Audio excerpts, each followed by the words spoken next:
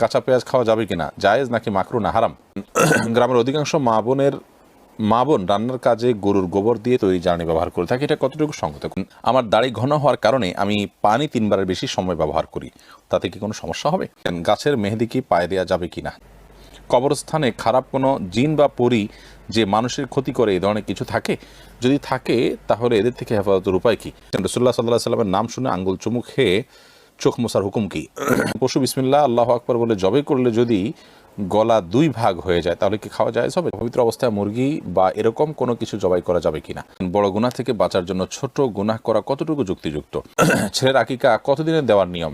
ওযুর শুরুতে বিসমিল্লাহ বলতে ভুলে গেলে পরে মনে পড়ার পর করণীয় কি? স্ত্রীর গুনাহের জন্য স্বামীকে কি জবাব দিতে হবে?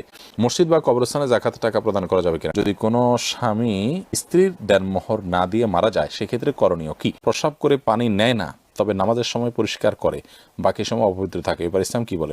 সহবাসের পর গোসল না করে শুয়ে থাকলে কি গুনাহগার হবে? গায়ে শুধুমাত্র গেঞ্জি পরে উযু করলে উযু হবে কিনা? নামাজ পড়ার জন্য যদি জায়গা না থাকে সেক্ষেত্রে বিছানার উপর নামাজ পড়লে কি নামাজ হবে? চিংড়ি মাছ খাওয়া হালাল নাকি হারাম? এসে তালুকদার আপনি লিখেছেন, গ্রামের অধিকাংশ মা বোন রান্নার কাজে গরুর গোবর দিয়ে তৈরি জ্বালানি ব্যবহার করে থাকে, এটা কতটুকু সঙ্গত? কোনো অসুবিধা নেই, গরুর গোবর তো আগুনে পুড়িয়ে ভস্ম করে ফেলা হচ্ছে, খাবারের মধ্যে তার ঢুকছে না, কোনো অসুবিধা নেই।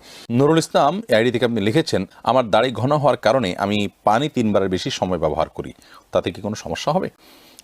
3বারই যথেষ্ট হবে। আপনি একবার নিয়ে যখন খুব ভালো করে ডলবেন, এরপর দ্বিতীয়বার ডলবেন এবং তৃতীয়বার ডলবেন, ইনশাআল্লাহ বিইذনিল্লাহ। এভাবে 3বার ডলার মাধ্যমে আশা করছি যে যথেষ্ট হয়ে যাবে ইনশাআল্লাহ বিইذনিল্লাহ। এমদাদুল হক লিখেছেন, গাছের মেহেদি কি পায়ে দেওয়া যাবে কিনা? যাবে, কোনো অসুবিধা নেই, মেহেদি তো গাছেই ধরে, অতএব মেহেদি তো পায়ে দিতে পারে না। অনেকে মনে করেন যে মেহেদি যেহেতু চুল বা দাড়িতে ব্যবহার করতে হয় তবে এটা পায়ে দেওয়া যাবে না, তাদের ধারণা ভুল।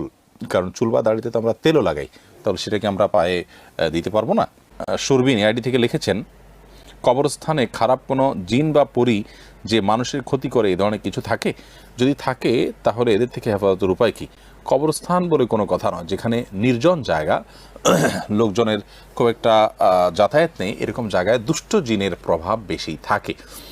সেটা কবরস্থান হতে পারে, সেটা কোনো আপনার কি বলে বন জঙ্গল হতে পারে, সেটা কোনো পরিত্যক্ত ঘরবাড়ি হতে পারে, সেটা অন্য যে কোনো কিছু হতে পারে। যথাসম্ভব এগুলোতে যদি গমন করেন নিজের কাজ সেরে খুব দ্রুত সেরে আসবেন এবং দোয়া ইস্তেগফার এগুলো পড়তে থাকবেন। জসিমউদ্দিন আপনি লিখেছেন, রাসূলুল্লাহ সাল্লাল্লাহু আলাইহি সাল্লামের নাম শুনে আঙ্গুল চুমু খেয়ে চোখ মোছার হুকুম কি? নবী করিম সাল্লাল্লাহু আলাইহি সাল্লামের নাম শুনলে দুরূদ পাঠ করতে হয়, তার নাম শুনলে আঙ্গুল চুমু খেয়ে সে আঙ্গুল চোখ মোছার কোনো নির্দেশনা রাসূল আকরাম সাল্লাল্লাহু আলাইহি সাল্লাম দিয়ে যাননি। তিনি তার নাম শুনলে কী করতে হবে সেটা আমাদেরকে বলে দিয়েছেন, তিনি দিনকে পূর্ণাঙ্গ করে দিয়েছেন। এরপরে আবার নতুন করে তার নাম শুনলে নতুন কোনো কর্মসূচি আমরা যোগ করলে, কোনো কাজ যুক্ত করলে সেটার কোনো দলিল না থাকলে সেটা বেদায়াতে পরিগণিত হবে। এমনি শাহিন আপনি লিখেছেন, পশু বিসমিল্লাহ আল্লাহু আকবার বলে জবাই করলে যদি গলা 2 ভাগ হয়ে যায় তাহলে কি খাওয়া জায়েজ হবে? জায়েজ হবে, কোনো অসুবিধা নেই। আমাদের অনেকে মনে করেন যে 2 ভাগ হলে খাওয়া জায়েজ নয়, এরকম সঠিক নয়। তবে হ্যাঁ, ইচ্ছাকৃতভাবে 2 ভাগ করা জায়েজ নয় এবং সুন্নাহ নয়। আনিক হাসান আপনি লিখেছেন, অপবিত্র অবস্থায় মুরগি বা এরকম কোনো কিছু জবাই করা যাবে কিনা? কোনো অসুবিধা নেই, করা যাবে, এতে মুরগি খাওয়াও যাবে, কোনো অসুবিধা নেই। অপবিত্র অবস্থায় মুরগি জবাই করা যায়, তবে গোসল ফরজ হলে সেক্ষেত্রে উযু করে নিয়ে কাজগুলো করা ভালো, ওযু ছাড়া করলেও জবে হয়ে যাবে, কোনো অসুবিধা নেই। ইমরুল শিকদার আপনি লিখেছেন, বড় গুনাহ থেকে বাঁচার জন্য ছোট গুনাহ করা কতটুকু যুক্তিযুক্ত? বড় গুনাহ থেকে বাঁচার জন্য ছোট গুনাহ কেন করবেন? যদি ব্যাপারটা এরকম হয় যে কোনো একটা পথ আপনাকে বেছে নিতে হচ্ছেই, তাহলে সেক্ষেত্রে আপনি ছোটটা বেছে নিলেন। যদি আপনি বাধ্য হন দুইটার কোনো একটা পথে অবশ্যই যেতে, আর যদি সুযোগ থাকে ছোট গুনাহ এবং বড় গুনাহ দুইটাই পরিহার করার, তাহলে সেটাই করতে হবে। ছোট গুনাহ যদি নিয়মিত করতে হয় তাহলে সেটা কোনো ক্ষেত্রে বড় গুনাহে রূপান্তরিত হয়ে যায়, বড় গুনার দিকে মানুষকে নিয়ে যায় এবং মানুষের মধ্যে বেপরোয়া ভাব চলে আসে। সেজন্য পাপের প্রতি বেপরোয়া ভাব আসা এটা খুবই ডেঞ্জারাস একটা সাইন। আল্লাহ মাফ করুন, এটা আমাদের মধ্যে বেশি করে পাপ করতে সৃষ্টি হয়ে যায়। এই জন্য ছোটো পাপও করা উচিত নয়।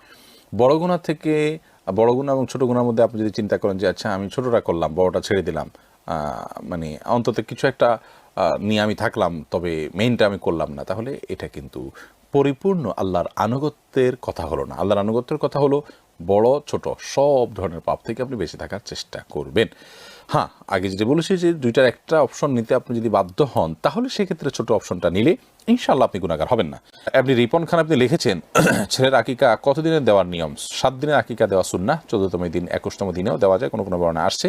তবে তারপরে যদি কেউ দেয় সেটাও অনেক ওলামা ইকরাম বলেছেন আদায় হয়ে যাবে, কিন্তু সুন্নাহ হলো সপ্তম দিনে করা, জন্মের 7 নম্বর দিনে করা।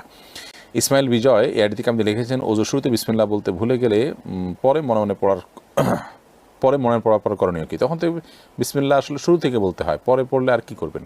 এর জন্য বিশেষ কোনো কারণে ভাত খাওয়ার শুরুতে বা খাবার খাওয়ার শুরুতে বিসমিল্লাহ ভুলে গেলে বিসমিল্লাহি আউয়ালহু আখিরাহু এরকম বলার শিক্ষা হাদিসে আছে। ওযুর ক্ষেত্রে এরকম কোনো বিশেষ নির্দেশনা আমার জানা নেই, যার কারণে বিসমিল্লাহ যদি পড়ে বলতে চান যখন মনে আসবে তখন পড়ে নিতে পারেন। রেজওয়ান আহমেদ শুভ আপনি লিখেছেন, স্ত্রীর গুনাহের জন্য স্বামীকে কি জবাব দিতে হবে?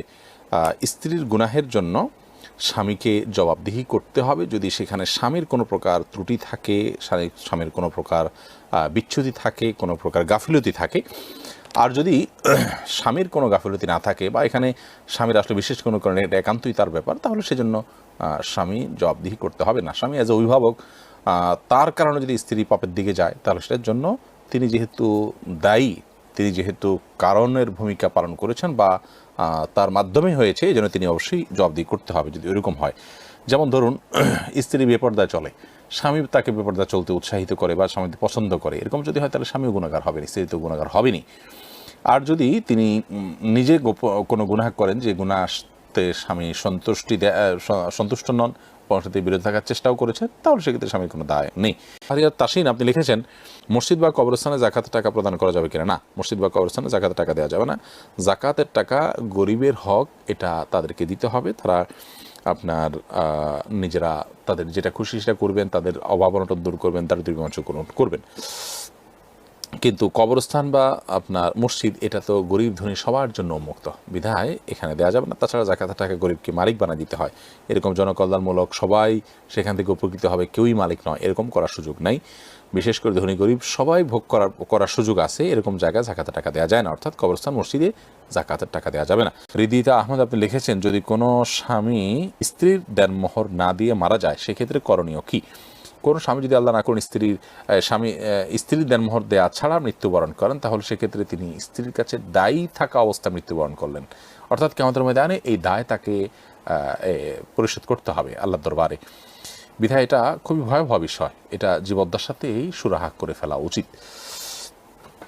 তারপরে যদি স্বামীর মৃত্যুর পর স্ত্রী যদি মাফ করে দেন সেটা ভিন্ন কথা। জান্নাতুল ফেরদাউসী লিখেছেন, প্রস্রাব করে পানি নেয় না, তবে নামাজের সময় পরিষ্কার করে, বাকি সময় অপবিত্র থাকে, এবার ইসলাম কি বলে? প্রস্রাব করে যদি পানি না নেয় আর পেশাবের নাপাকি যদি কাপড়ে লাগে এবং বারবার করতে করতে অনেক অংশে লেগে গেছে, তাহলে সেক্ষেত্রে সে পোশাক পরিবর্তন করে নামাজ পড়তে হবে।